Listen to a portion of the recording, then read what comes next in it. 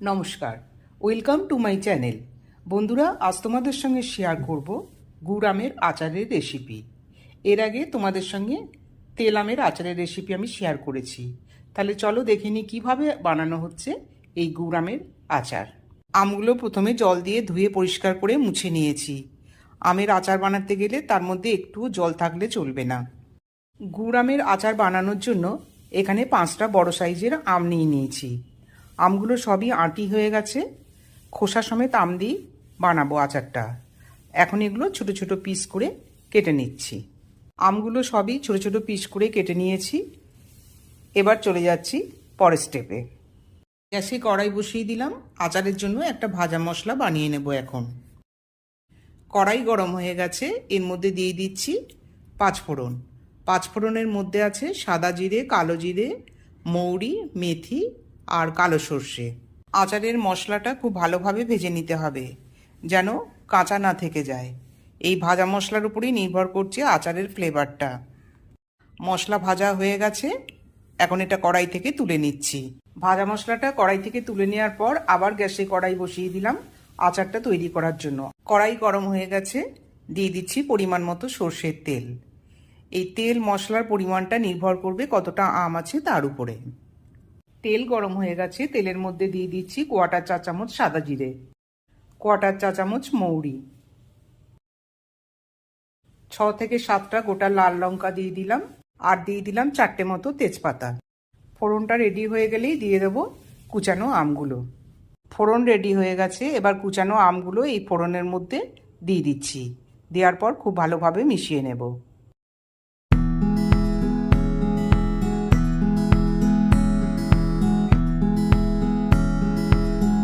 ফোড়নের সঙ্গে আমগুলো মেশানোর সময় গ্যাসের ফ্লেমটা লো টু মিডিয়ামে করে দিতে হবে, না হলে কড়াইয়ে লেগে যেতে পারে। 1 চা চামচ সাধারণ নুন দিয়ে দিলাম, আর দিলাম 1 চা চামচ বিট নুন। 1 চা চামচ কাশ্মীরি লঙ্কার গুঁড়ো দিলাম, রঙের জন্য এখানে কাশ্মীরি লঙ্কার গুঁড়োটা ব্যবহার করলাম। নুন লঙ্কার গুঁড়ো দেওয়ার পর আবার আমের সঙ্গে খুব ভালোভাবে মিশিয়ে নেব, আর এই সময় গ্যাসের ফ্লেমটা লো টু মিডিয়ামে করে রাখতে হবে। আখের গুড় নিয়েছি 1 কেজি, আখের গুড় দিয়ে আচারটা বানাবো। এখানে নুন লঙ্কার গুঁড়ো দেওয়ার পর আমের সাথে খুব ভালোভাবে মিশিয়ে নিয়েছি। এবার দিয়ে দেবো আখের গুড়, তবে গুড়টা একেবারে দেব না, একটু একটু করে দেব আর আমের সাথে মিশিয়ে নেব।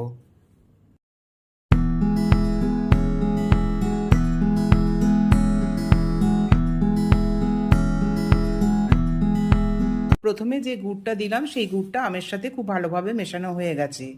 আরও কিছুটা গুড় এখানে লাগবে, সেটা এখন দিয়ে দিচ্ছি। এখানে সব শুদ্ধ 800 গ্রাম মতো আখের গুড় লাগলো। এরপর আর গুড় দিতে হবে না, এটাতেই হয়ে যাবে। এই গুড়টা দেওয়ার পরেও একইভাবে আমের সাথে মিশিয়ে নেব, আর গ্যাসের ফ্লেমটা লো টু মিডিয়ামে রেখে দেব।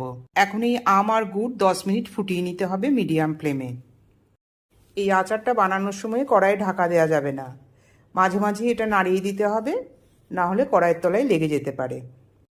আম আর গুড় 10 মিনিট ফুটিয়ে নেওয়ার পর রেডি হয়ে গেছে। এবার আরও কয়েকটা মশলা আছে, সেগুলো একে একে দিয়ে দিচ্ছি। মাঝারি সাইজের একটা পাতিলেবুর রস এখানে দিয়ে দিলাম।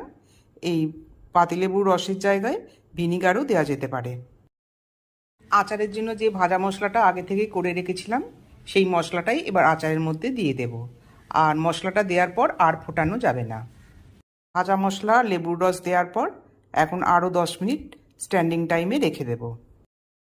তাহলে বন্ধুরা, গুড় আমের আচারের রেসিপি তোমাদের কেমন লাগলো তোমরা কমেন্ট বক্সে অবশ্যই কমেন্ট করে জানাবে। আর পাশাপাশি অনুরোধ রইল চ্যানেলটি লাইক, শেয়ার এবং সাবস্ক্রাইব করবার জন্য। 10 মিনিট স্ট্যান্ডিং টাইম হয়ে গেছে, আচার একেবারে রেডি। এখন এটা একটা শিশির মধ্যে ভরে রাখবো। আচার ভরে রাখার জন্য একটা শিশি পরিষ্কার করে ধুয়ে নিয়েছি, আর শিশিটায় একটু জল থাকলে চলবে না। গুড় আমের আচার এবার শিশির মধ্যে ভরে দিচ্ছি।